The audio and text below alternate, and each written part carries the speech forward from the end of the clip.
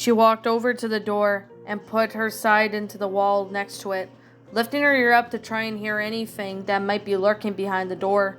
She couldn't hear a thing from one of the throne room, and her medallion remained silent as the air was.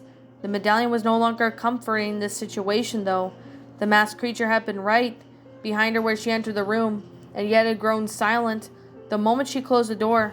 For all she knew, she was right outside, just waiting for her to stick her head out. Then this would bring the leg down with a swift motion, and Twilight put a hoof to her neck, and she cringed. The burn on her legs, the bruises on her body, the cut on her flank, she could only work through all of that. She could still do what she needed to do to get done, but if she lost her head, it would obviously be over. She let her horn and grabbed the door and swung it open. She grunted, a short wave of exhaustion hitting her. The magic inside of her was dwindling, and she could feel it. It had been a long time since she had used too much magic in such a short period of time, and she was starting to feel the effects of it hitting her body. If she was used to it much more too much, she was going to pass out. The door was now open with her medallion began to buzz softly. She was only able to pick it up from her feet. It was making the sound at all, but if the monster had been hanging above the door, just like she had been, she thought it would be ringing louder. She wasn't sure where it had gone, but instead it seemed as soon as she entered the room, it had ran off somewhere. Twilight quickly looked out of the door, sweeping light back and forth. She could see the leech again in the distance. It was preoccupied with its meal. The masked creature was nowhere in sight, most likely crawling around the wall or something. She quickly formed a plan in her head and tapped her hoof against the ground. Lowering herself and laying up her horn, she then began to run, bolting straight out for the door as she pushed it aside. Everything in her way, blood splashing up and around her as a rush magic use. The leech let out a growl as it lifted its head in the direction of the commotion. Spotting the unicorn running straight for one of the walls that had yet to be investigated, a door came down to her vision and she grabbed it with her magic. She wasted in no time sprinting outside and slamming the door shut. Her medallion went silent. She took a deep breath and let it out slowly, finding herself once again safe from that vile room. She knew she had to cross it at least once more, but she knew she would have had to prepare for herself when that time come. Twilight now looked at the opportunity she was given to examine the new room that she had entered. Alongside the walls and saw several pictures, each one showing off various ponies in history. One on the back wall, however, there was large pictures that seemed odd. The only middle picture showed the depiction of a pony was of the two princesses of the sun and her wings spread out in front, radiating her glory for all to see. The other two pictures appear to be misshapen lines, with such of a glowing red gem on top most right or left. In the middle of the room there was a strange square device at the angle on top of the three valves that had been front and plague up towards it, the top. Twilight carefully walked up towards the device and examined the plague. We must share our power for those who had hold the fate in the land. Only connecting through her will Equestria know salvation.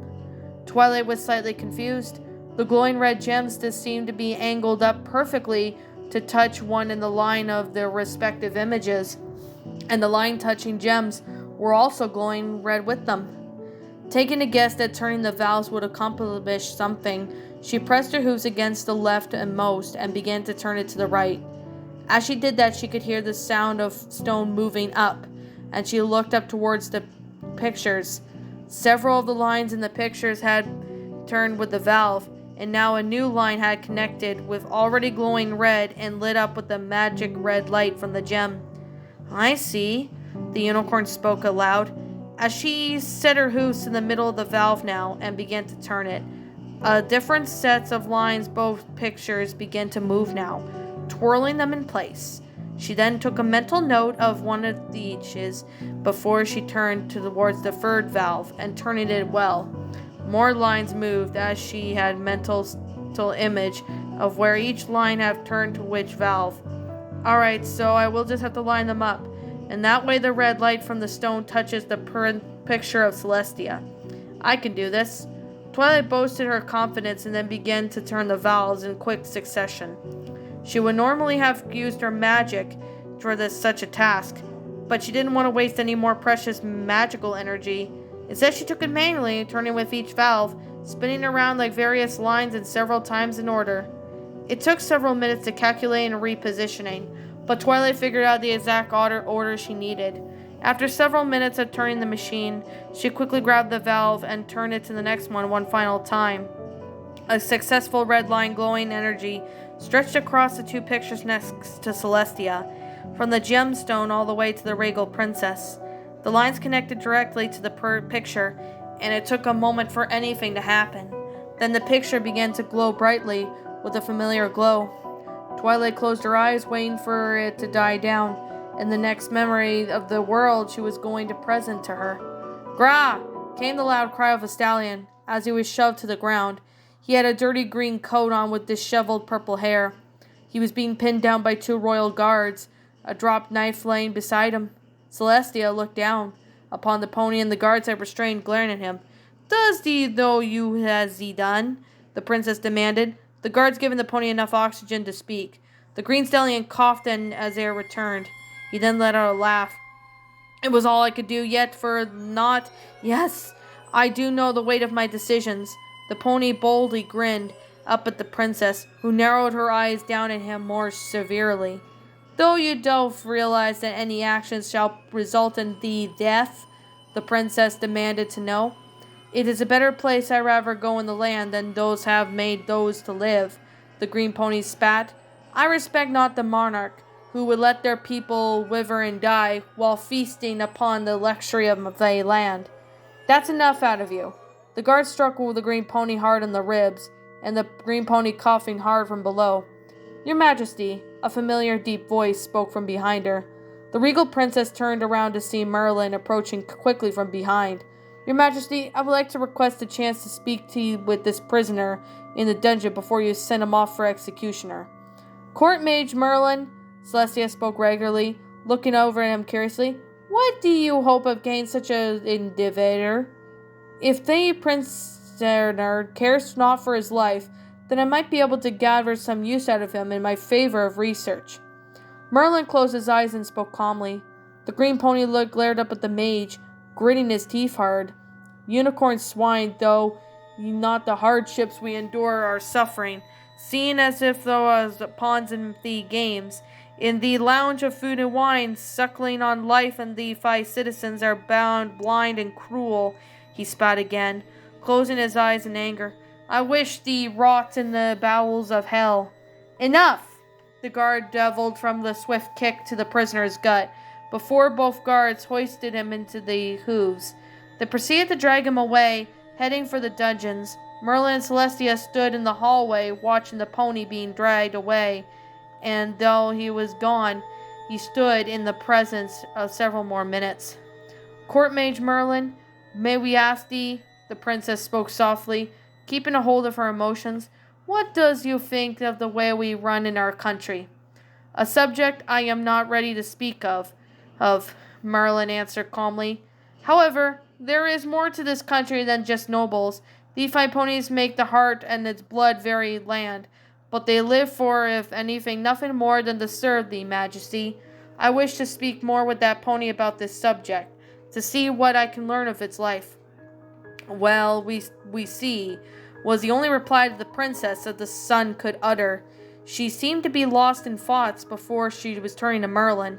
"Forgive us, though. Does not approach us unless thou needs something. What is on thee mind, Merlin?" "Yes, but of course, princess." Merlin cleared his throat as he turned to the princess. "It's about the research I am conducting. I have heard about them, and much have been quite fascinated with the study of them. I wish to ask permission to study the elements of harmony, your Majesty." Celestia looked a little shocked, not having to be expected by such a request. Though the ponies knew of the elements, it was understood that the princesses had control over them. "Though you made a bold request, let me ask, do you, though, could control, but even if one of the elements of order to research it?" The princess eyed him curiously. I do not pretend to know what forces I will be looking into. Thy power of the elements are grand indeed, able to take down more forces powerful than myself. The all armies could be combined. I can only believe in such my research would go well with the help of your majesty.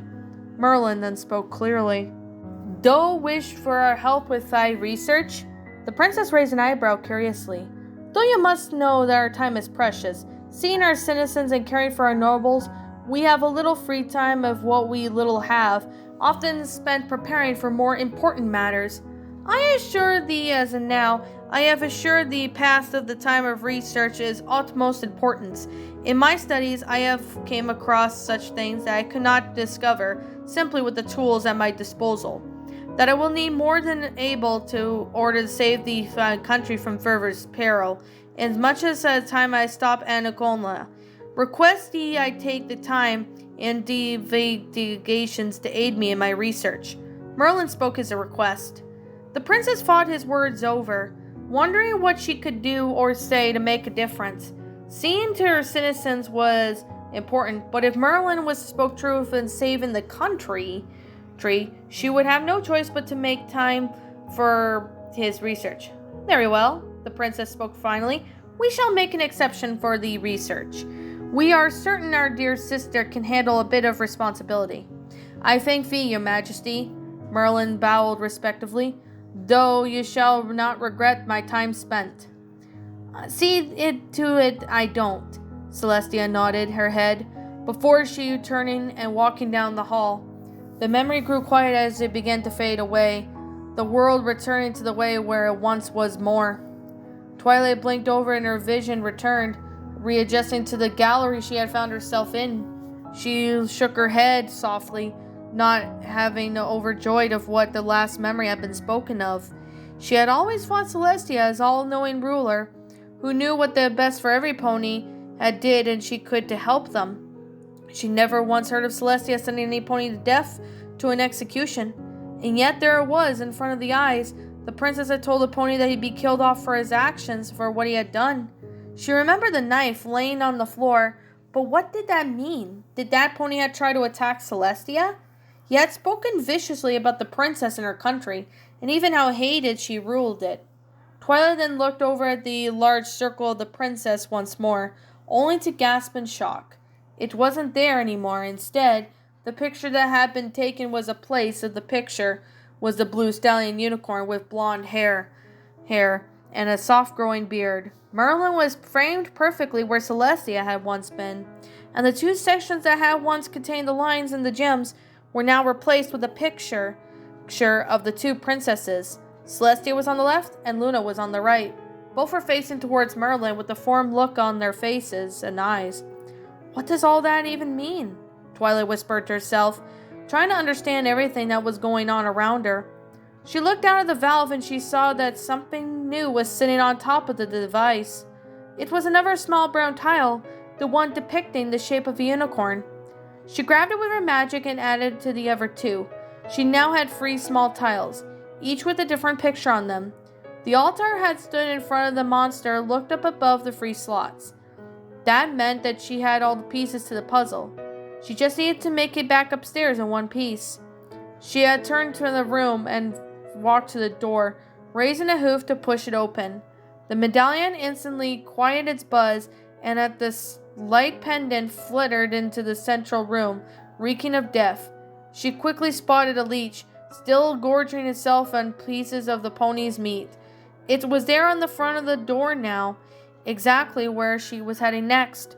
She was waiting for a moment to see if it would move, but it grabbed another nearby limb and began to devour it. Twilight waited, twitching for her ears, as if she could hear the sound of metal scraping against the stone, but it was silent save for the leech. She stomped her hoof against the ground and prepared herself.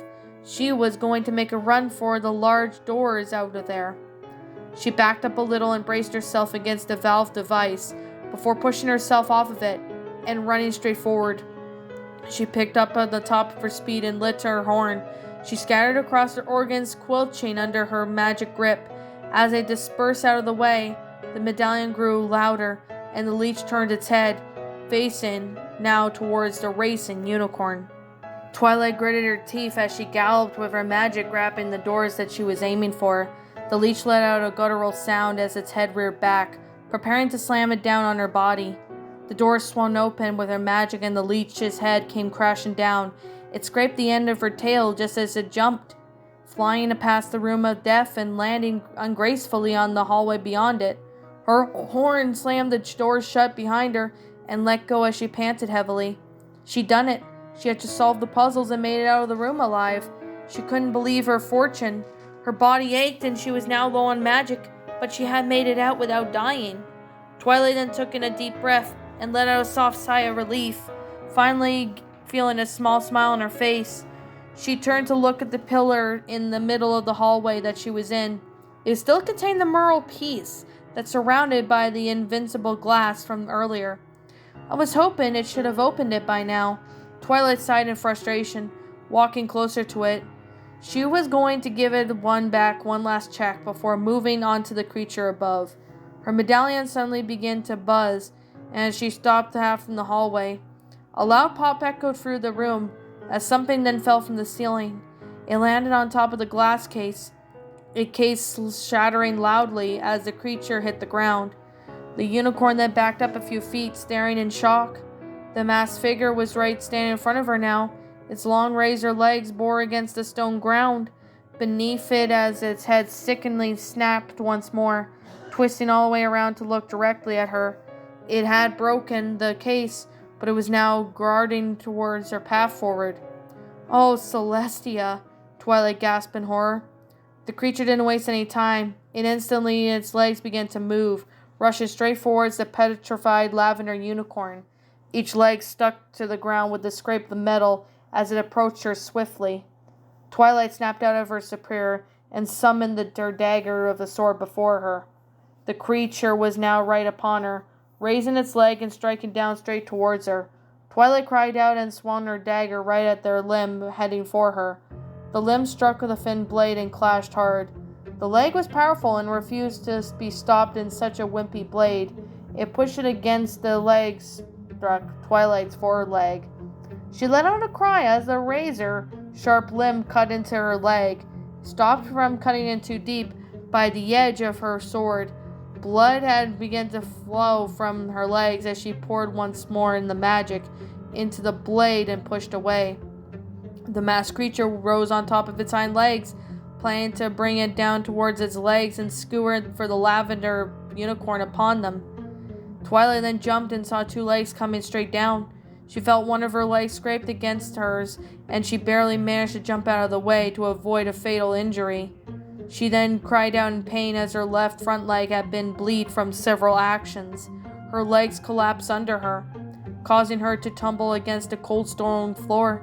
The creature then turned to face the unicorn on the ground, approaching her quickly. Twilight grunted in pain but looked up at the creature from where she had lay on the floor. Her eyes widened as it reached a razor-sharp leg up to stab down right to her. Her magic went into overdrive, and her dagger flew swiftly, striking the leg as it was knocked by her small appendage of sword. The creature wasn't deterred, raising its another leg to strike down at Twilight. The dagger then struck the other offending leg as well, knocking it out of striking distance. The creature couldn't even relent, repeatedly raised such each leg and brought it down to try and skewer the unicorn before it, and then the unicorn managed to deflect each blow. Twilight was panicking. She couldn't seem to launch a counterattack, and she was completely in the defense that if she didn't keep it up, she was going to be skewered. The creature twisted its head and with a crackling snap before finally taking its step back in realization that its efforts weren't working. Twilight managed to get up on her hooves and gingerly standing up. There was a precious sound tickling by the creature's preparing its next attack. She didn't even have time to think anymore. She just had to act. From what her revolver she pulled out of her books that she'd been carrying with her, the creature didn't even seem to be fazed by the new additions to Twilight's arsenal. It reared up onto its hind legs once more, preparing to strike down on the unicorn. Twilight hurled over the books as hard as she could, aiming for each of them straight towards the creature's head. On the unstainable hind legs of the creature, battered the books away with its forelegs, getting them each out of its vision. A loud crack was heard. The last item the unicorn had thrown past its legs, embedding itself through the creature's mask. The handle of Twilight's blade could even be seen just outside of the cracks of the mask. The creature finally lost its balance, falling onto its back, with each 4 razor-sharp legs flailing into the air. The tattered robes covered its body and began to ripple into shreds, revealing the rotting corpse that was barely being held together by underneath it. Its body had several open gashes, revealing rotten organs inside of its body. Twilight was revolted, grabbing a hold of the sword in its head and pulling it out. The creature flailed again in pain, as if refusing to die now. The lavender unicorn raised a dagger up and swiftly stabbed it into the chest of the creature. It let out a dull, sickening thud as it tore through its muscles. The flailing began to slow down, yet to stop. But Twilight raised the dagger and slammed it down once more. When the flailing still refused to stop, she stabbed it again. With each strike at the body, with a sickening thud, black tainted blood gushed through each strike, as Twilight refused to let the creature live a moment longer. Her dagger was coated in the thick, gooey mess that had become the creature's blood. The masked creature no longer flailed, but lay its limbs on the heavy floor. Twilight had panted in exhaustion, quickly putting the sword away to her magic, getting rid of all the books that had given her some extra magic to spare to keep enough of her conscience just to have use of her horn. She had yet killed another creature. It was another body to add to the growing tally. She limped past through the dead creature, trying to get some distance between her and it. Her front leg was even bleeding profusely now, and the clotting had been a hard time with a wound that size. She knew she wasn't going to make it that far if she didn't cover the wound quickly. Her horn led up and grabbed a hold of the part of the ancient red carpet lined to the floor. Her horn began to manage to rip off a part of the carpet and stretch out with her magic. She then ran a quick spell over it, grabbing a hold of the dirt and grime off of the carpet and tore it off, tossing it to the side. The fresh cloth she carefully held out her leg and was beginning to wrap it around it tightly around her wounds. She winced and gritted her teeth as her nerves fired at the cloth. She had at least stopped the bleeding, and this would have to do until she could find some proper bandages. She finished tying the makeshift bandages onto her leg and let out a relieved sigh as the pain began to subside. She then turned her head back to look at the fallen creature once more. It still wasn't moving, a sign she truly had managed to finish it off. She looked over the shattered glass of the pole, seeing the merle piece it all together, and laying on the floor, she levitated up and put it inside of her revisor. If there was one good thing that had come from all that encounter, it was that she didn't have to find some other pony to break the glass. With the bandages on her legs, she began to make her way carefully to the other end of the hallway. She could just have to make it lift back up to where she was, and it had came from, and to resolve that monster's puzzle. Each step with the limp seemed to have slowing her pace. She was able to make it to the lift once more. She pulled a lever from the inside of the device once more, whirled it to life, and it quickly shifted into gear and began to rise, darkness returning momentarily before coming to a stop at the top. The unicorn leapt into another room, the 3 weird chambers once more. She examined them all once more, seeing the forest, the damp rain in the field, and the library that had been ready for someone to check out books. Twilight was still not sure what it exactly meant, but figured that it must have some purpose. She turned from that room and quickly walked out into the hallway where the Merle of Nightmare Moon awaited. The air around seemed to be fresher than that hallway, even if it was lingering by the smell of blood around her, that she didn't even feel the air as if it was stale, as if the world was giving her a moment to breathe. She made her way past through the Merle and onto the door and onto the end of the hallway. She was carefully opened the door and made her way into that room, covered in blood and red paints once more. Her medallion instantly began to blow its buzz, but as she expected it, she walked further into the room, turned on her light to face the creature. It hadn't moved. It hadn't done anything. It was just hanging there, paled itself to the walls, waiting for someone to draw closer to it. I kind of feel sorry for it, Twilight murmured to herself. Unlike the rest of the monsters, she didn't seem to want to attack her. Her medallion told her that it was a threat and something to worry about, but it seemed harmless anyway, without any way to move. Twilight carefully walked up to the altar and stood before the monster, examining it over once more. There were square slots, all about the size of tiles, and she had grabbed from downstairs. She carefully pulled each of the tiles out, wincing as they did. Her magic was dangerously low and she could feel it. It was starting to stare at the nip at the back of her mind that she was using too much, and she needed a place to rest, a place to get her energy back, but she was still nowhere safe. She revealed the field of free title pieces. She had quickly with one earth pony, and the other with the Pegasus, and one with the unicorn. She fought it over in her head, wondering which order that the free went in. Then, as if a triggering light in her mind, she fought it back to the free, strange environments that she had been and seen in the ancient room. Earth ponies have domain over the land. Twilight spoke aloud as she placed the earth pony tile into the first slot. Pegasi have domained over the air. She placed the second tile into the second slot, and the unicorns have domained over knowledge. She placed the third tile onto the third slot. A loud, horrifying cry suddenly echoed through the room, causing Twilight to jump back in shock. She stared back at the creature who was now flailing and thrashing, what looked like agonizing pain. Her eyes widened upon realization. The spikes had just been holding it in place from where it was growing, and they were going now through and stabbing the creature, piercing the flesh where it had left it. She put a hoof over her mouth and watched in horror. Whatever it had been, a mouth, raising up and flailing, screeching out in pain as the spikes tore through its flesh. Twilight watched as the spikes dove through the front, piercing all the way through its body. Just as when she thought it couldn't get any worse, the spikes began to twist. The circles holding the spikes, and they began to turn in the opposite direction, forcing the body of the creature to be torn apart and shredded. In all just a short period of time, the body of the creature was no longer discernible. All of the pieces that had been hanging from the walls fell to the ground with a large pile of skin, organs, and bones. Her medallion went silent. For the second time that day, Twilight lost her stomach. Twilight wiped her mouth as she panted, unable to believe that she had just witnessed something with her very own eyes. It was gruesome, horrific art of not just torture, but of death. The creature couldn't even move. It couldn't even defend itself. It was just another victim of the world that she was. There was no way she could have known by solving that puzzle like was going to do that to the creature.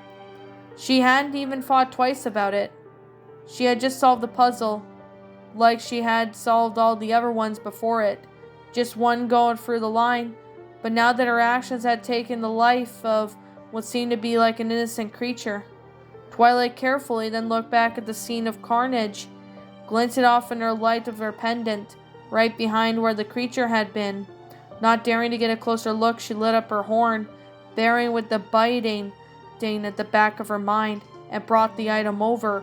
It was the other half of the armor for the Merle. She now had the whole piece of it to fit over the Merle door. Shakily she managed to get into her hooves, facing the messy pile that had become of the creature. "Please, forgive me," she spoke with a shaky voice, bowing her head in respect before turning the door and walking out of the room. Twilight took deep, sharp breaths outside the door to the plant room. Her throat burned once more, and now she felt sicker. Her stomach was rebelling against everything she could see and hear now, just wanting to escape and return to life in Ponyville like it was before. It was beyond her now. Twilight then slowly managed to get back to walking, almost unsure as if she still had the strength to be moving. The stone hallway seemed to get longer than before, but she knew it was her imagination. She just stopped before the Merle, the visage of the mare of the darkness before her. Nightmare Moon. From within her magic, she pulled out the two halves missing from the mantle, carefully aligned them right next to that so they would fit within the holes of each Merle. Each piece fit with a satisfying click on the door. Twilight had an exasperated breath of air, grateful that it thankfully like if she was starting to make some progress in this hellhole of a basement. She pressed against the doors, found them opening slowly. A female voice called out, almost knocking Twilight out of her hooves. The voice sounded like it was struggling with something, and Twilight looked in front of it. You stupid, dirty, messing, hard to use piece of junk. Why don't you come out here? The white unicorn gasped in frustration as she backed away from something struck in the middle of the floor. Twilight then stared in wide-eyed and shocked at the unicorn. The white coat, the indigo mane, the azuri eyes, the free blue cut diamond cutie mark in the way of speaking. Twilight thought if their mind was playing tricks on her. Fine, see if I care if you run this disaster of a world. Rarity huffed as she lifted her head away from the item and closed her eyes. Rarity, Twilight said, running towards the room in insanity. What? Twilight Lane? Rarity opened her eyes just in shock, just before being tackled by the lavender unicorn into the tight embrace hug. Oh, I found you! Oh, Rarity, I found you! I found you! I found you! I found you! Twilight cheered excitedly, almost swinging the white unicorn around. To Twilight? Rarity asked in shock. She pushed her hoofs against Twilight to get a better look at the mare before her. She could see Twilight's shining face, so happy that one of her friends after seeing everything she's been through. Twilight, is that you? Rarity gasped as she put a hoof in her mouth onto her mouth. It is. Oh, you know how happy I am to see you. Twilight let out a sigh of relief, feeling her body relax for the first time in hours. Twilight, you look dreadful. Rarity spoke with instant concern. Twilight was still covered in small cuts and smeared blood almost all over her body. Her leg was wrapped up in dark red bandages and looked exhausted. What happened to you, darling? It's a very long story. Twilight sighed, looking over at Rarity. Rarity looked perfectly fine, as if though nothing bad attacked her. The only thing that seemed to be wrong was the smear of blood she had accidentally rubbed onto Rarity's coat. But listen, now that I found you, we need to get out of this place. I've been trying to escape too, darling. Rarity put a hoof to her chest. This place is simply dreadful. No, beyond dreadful. Rarity shivered. What kind of a world exists like it's like a nightmare, Twilight said, interrupting her. It's exactly that. Rarity shook her head. I found this just now and I was trying to get out of the ground. Twilight then looked towards in the ground where Rarity had pointed at, and the ground what looked like fresh, a black sword. There was no nicks or scratches. Nothing that showed that it had been used in battles or worn with age. Twilight's eyes widened. It was exactly the one she wanted, a new weapon to replace the old one she'd broken. But no matter how hard I pull with my hooves or with magic, that thing just won't budge. Rarity rubbed her forehead. What if those monsters come back and attack me again? I won't have any way of defending myself. Don't worry, Rarity. Twilight raised a hoof and put it on her shoulder, smiling comfortably. I'm here now, and together we can get out of this and help find the rest of our friends. It's really good to have you here, Twilight. Rarity let out a soft sigh, smiling at her dear friend. The two of them were drawing the strength from each other. With the instance, they felt like they could take on anything together. The door Twilight had came through was suddenly banged shut loudly. The two girls jumped at the sound of the echoing room. Both of them were instantly turning their back to look at each other. That's not normal. Twilight gulped, but she quickly spun her head to look at the room. She hadn't been paying attention, but she saw how the room was made of steel walls that appeared to be in the boutique above. There was a steel cage on the opposite side where the door was she had just walked into a bin. She looked up towards the ceiling, but even with her light shining, she could see it. Her light just went off into the dark abyss. Twilight, how did you get in here? Rarity spoke with quiver in her voice. Twilight then blinked, not realizing how Rarity had gotten here earlier. I opened the door and it brought me here. I had to go through a lot of monsters to get here. Twilight winced at the memories. I have solved the deranged puzzle, Rarity murmured, not wanting to speak of a puzzle once more. The sound of the grinding changed, and the squealing metal suddenly filled the room as both mares quickly turned their heads to look at the cage metal door that was sliding open softly. The door was completely silent, suddenly filling up the room. Twilight's medallion began to buzz and drawing Rarity's attention. As Twilight stared at the dark of the space, it's as if something opened by the metal door. Rarity was about to ask why was the sound coming from Twilight's pendant. When she saw the look on Twilight's face, she looked as well. Whose steps were then coming up first and the dark pathway that had been revealed. Following all that was a tall gray body that walked through the hallway as it came into the room, grinding the middle door and closed behind it, sealing the creature in the room with two mirrors. Twilight's mouth hung open in shock. Rarity pressed herself harder against Twilight, not only wanting to get away from it,